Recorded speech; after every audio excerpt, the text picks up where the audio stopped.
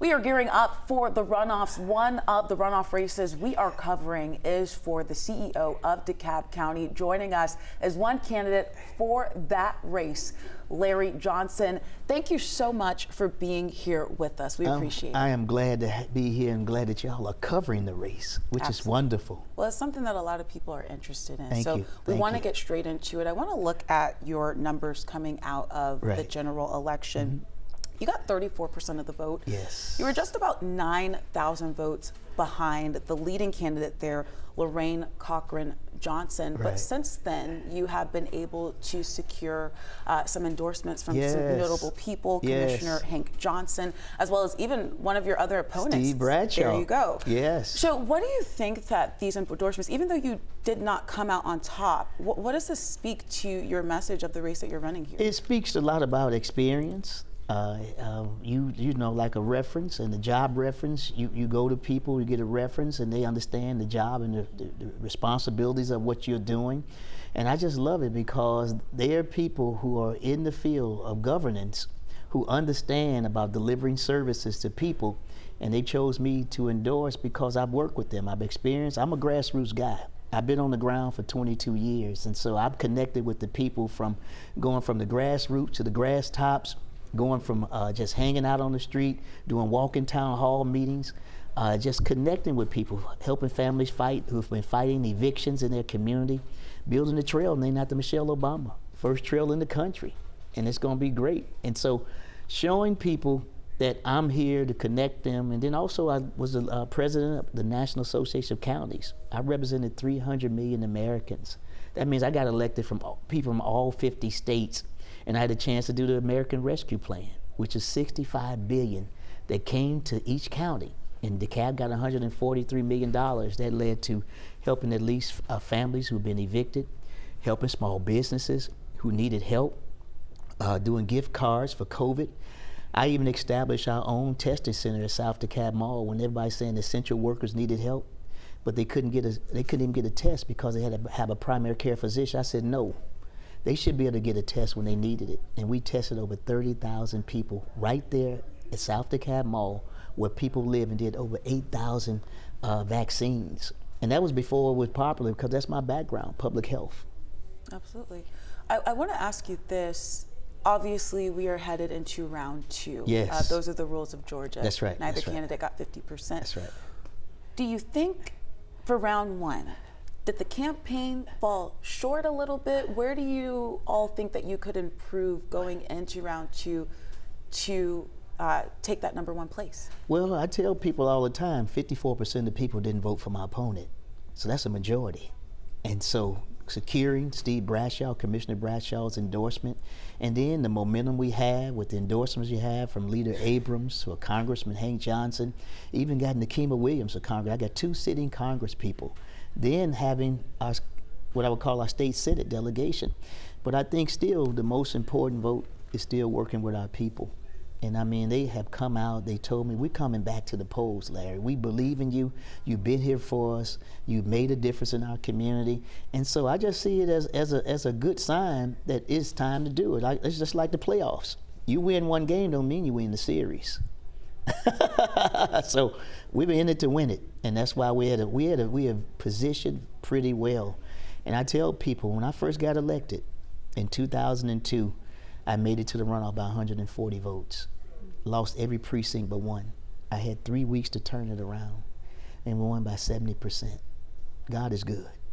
And so I did it for NACO as well. I lost my first race at NACO by 34 votes.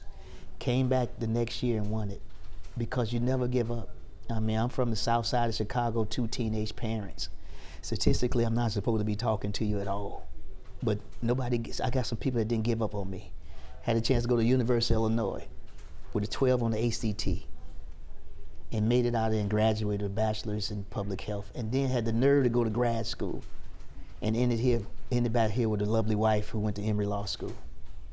So we don't give up. My wife's from the projects, I'm from the south side. We've always had the odds and adversity against us, but what we had was the hustle. What we had was the connection with people.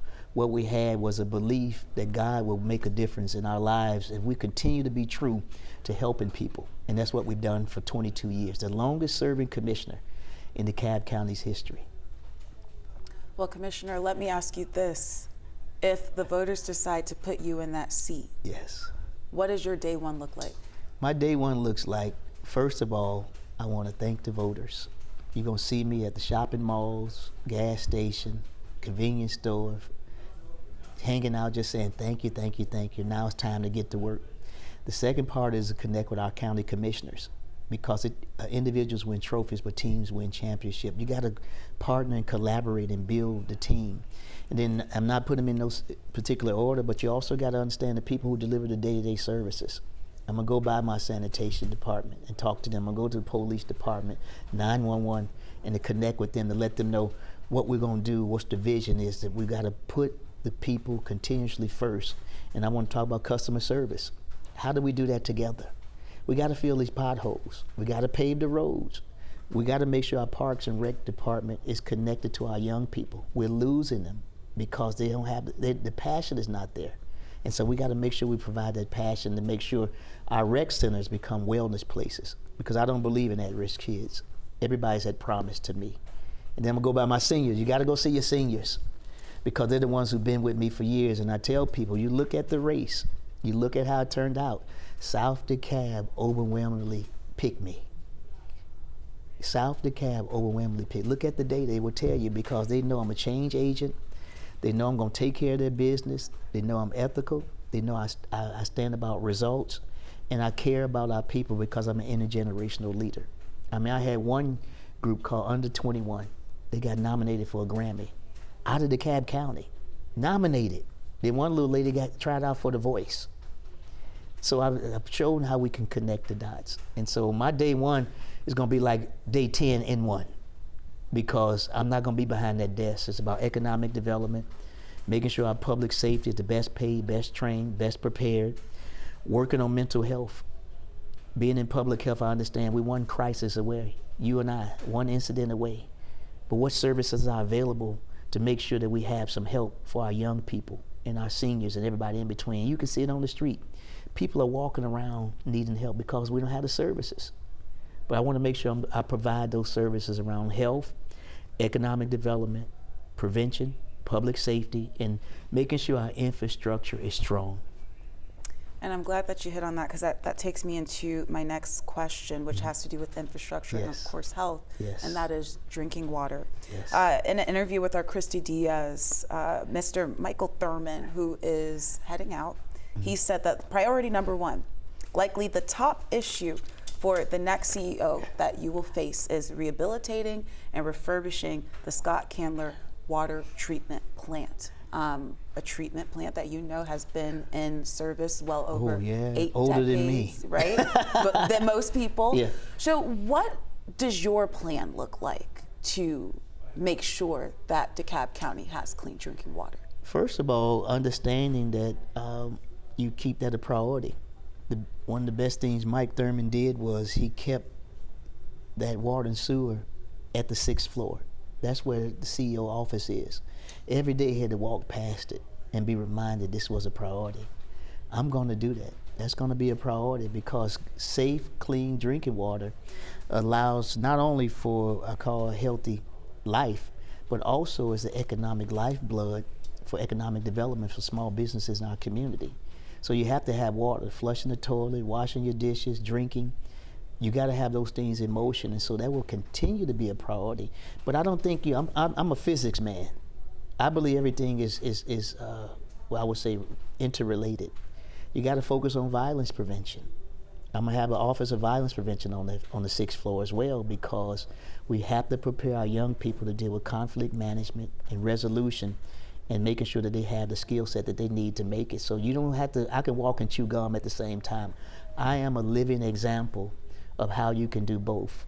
I told you I grew up in Chicago in the 80s. The crack epidemic was on point, it was going up.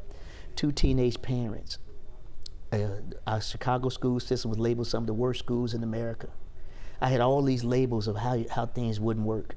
But man, we had some folks that came out of Inglewood, south side of Chicago.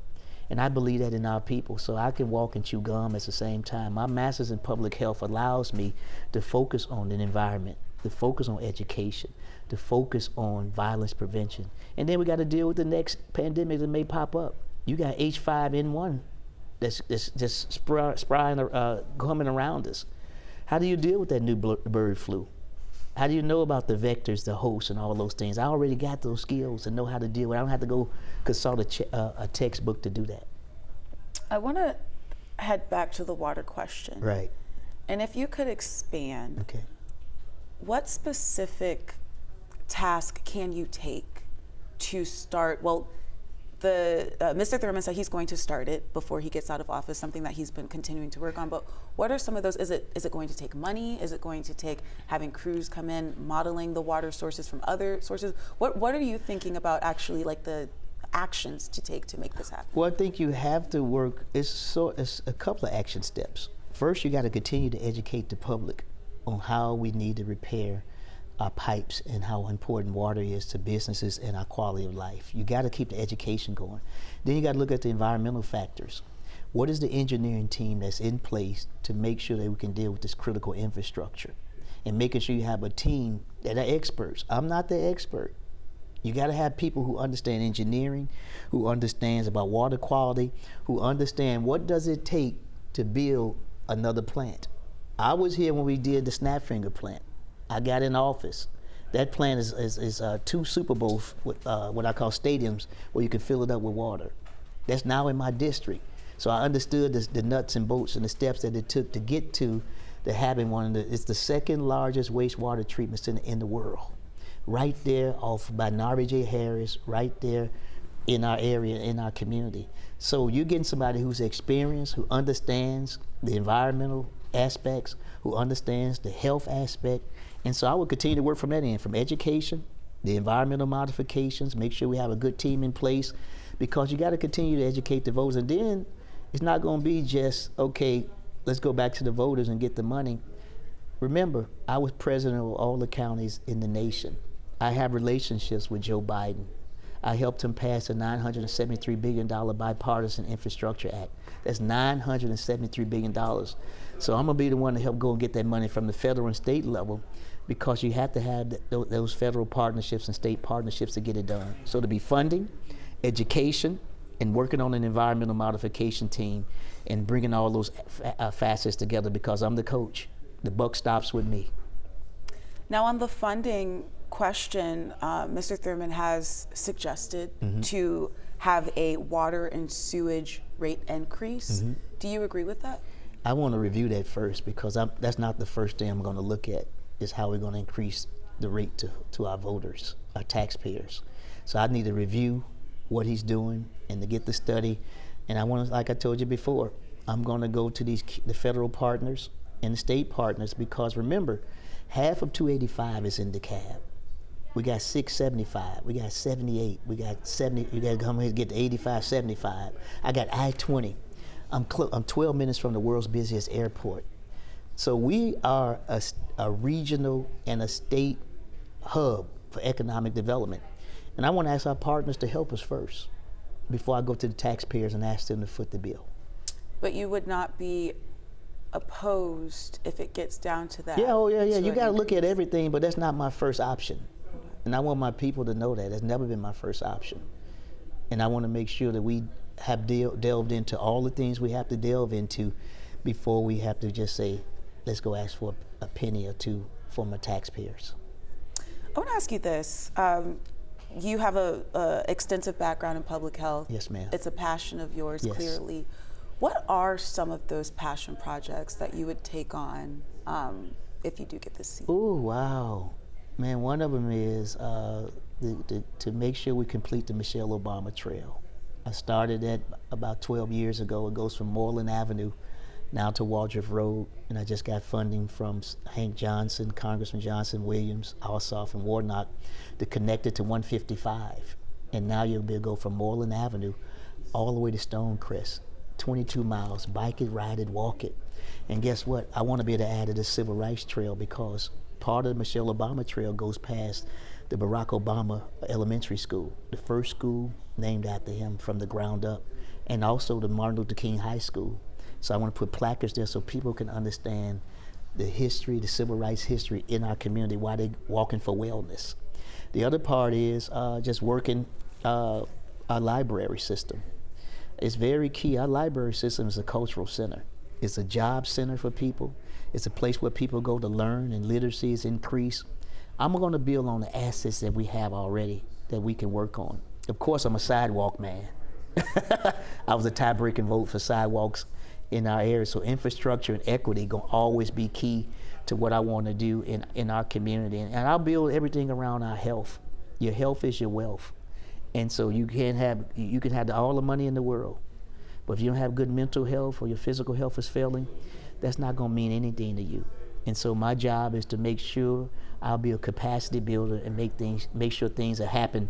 And I just give you an example. There's a Chinese proverb that says, you give them a fish to eat for a day, teach them how to fish to eat for a lifetime. But if you don't have access to the stream, you can know how to write all the grants, the education. My job is to get folks access. And how do you plan on giving people who don't have access to affordable health care that access, or even this medical? This is how we do it. I got 2 brand new clinics that are coming into my district from Grady.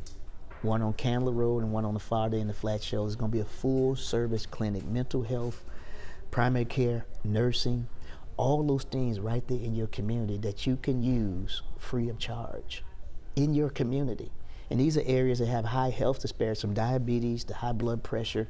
Now you have access to health care right in your community. And then on top of that, I got other federally qualified health centers right there in our area to help undergird and determine what I call the social determinants of health, which is working on housing, transportation, and wellness. And so we'll have those clinics established in our community. Then I'll take it a step further. I'll start working with our schools. Before I became an elected official, now this before I used to work with Gresham Park Elementary School. That's when you were very little, right off Gresham Road. We put the first clinic ever. I used to work for President Carter at the Atlanta Project. We put the first clinic in the schools. We had a nurse practitioner at that school. Do you know absenteeism went down? Grades went up because you had a nurse right there in the school who can work with our students and parents so they wouldn't have to miss work. I work with our school system to make sure we can put those clinics into our schools that you can have a better quality of life. And of course, you're dealing with Medicaid and folks getting dropped off the Medicaid rolls. Do you know about 500,000 people, those are children, men and women? I created a program called MORE, Mothers Offering Resources and Education, 15 years ago to deal with maternal and child health issues. That program is still going on in the East DeKalb Health Center. And what they do, I put experienced moms with moms that are just starting, because I had a young mom who was in foster care, was 16 years old, who gave birth to a child by herself and had to go back to the foster care home. That's traumatic. And so now we pair up experienced moms with first-time moms to make sure they have the skills, the assets they need. And now we did the FORD program, because it takes 2 to tango. So we got fathers offering resource and education. And so those type of programs I'm going to continue to do. I want to expand on them, because you have to give the skills, the life skills, to make sure you propel people to another level. And I'm the CEO who's going to bring that health, that wellness, and that infrastructure and equity to the table. Now, I have a question for you. Mm-hmm. These programs sound incredible. Yes. A lot of people would agree. Yes. They also require funding. Right. Are there any portions of the government right now that you see funding could be maybe redirected? Maybe there's some funding that's in excess over here. This isn't needed that much. This needs to be here. What is your thought on that? Well, my thought is that they're funded by us already. I fund the MORE program. I started with $50,000, and now it's up to $250,000. And one day, if you want to go and see some women who are working on a shoestring budget but having a great big old impact, we would look at that. And like I said, I would never just stop and look at the taxpayers. I'm gonna go after these grants. Remember, I got Oglethorpe, I got Emory, I got Agnes Scott, I got Mercer, I got Georgia State. I got some of the best universities in the world right in DeKalb. You know I can tap into those resources. Emory has a medical school. Georgia State has one of the best nursing programs in the nation. Oglethorpe has a public health program. Emory has one. You have skills right there that you can have do internships that can help you to build those programs out without having the taxpayers to foot the bill. And then guess what? We're showing college people who are now getting real world experience through internships. And you also are showing young people who got folks close to their age, this is what I can be. And so I see us doing all of those things and making it happen, and I don't have to pay a dime to do it. I want to turn to the issue of safety in DeKalb County. Yes. Some people say the county's come a long way. Right. Some people say there's still a long way to go, right? Right. What is your initial attack on reducing crime, making sure people in DeKalb will be safe to run on the Michelle Obama Trail if it comes up one day? I think you have to engage our neighborhoods as much as you can, because we have the data and know where a lot of the crime may be occurring. Use that data to work with our residents, because remember, public safety is more than just adding a lot of police officers. It's about making sure our young people have places to go to teach them life skills and make things that happen in our community. It's about using more technology in our areas, because you may not have, right now you may not have enough officers. You may not get to the levels you want to get to, but you use technology. You work with our communities around neighborhood watches. They work. I tell people that one of the best things I had was having a nosy neighbor. Nosy neighbor beat anything in the world. And then I did police meetups as a county commissioner. I took the roll call of our officers out to the neighborhood where they would do the roll call right in the community. And guess what? The neighbors would come on out, bring snacks, but you had the chance to meet the officers who were patrolling your community. They helped keep down tension. They helped alleviate communication gaps. And you should have been out there with us. The officers that patrol that area stayed so they could continue to connect with the neighbors. And guess what? They got some of the best advice on where the drug house was, on who was doing this, what is being neglected, and they use that intelligence to help improve the community. And that was a win-win for everybody. And I will continue to do the best. I want to pay them. You got to pay people. We're dealing with areas and best equipped. You got to have the best equipment. You can't neglect technology in our community. And so public safety is going to be my #1 priority, but it's also going to be a combination with prevention. And I got to go back to the funding question. That's right. For this safety funding, to pay police more, to have these programs, are you going back to grants for that? Where's that money going to come from? Well, you get federal grants to help you with community policing already. Yeah. You get federal grants to help you hire firefighters. You got to do matching to those grants. If not, you pay the full amount.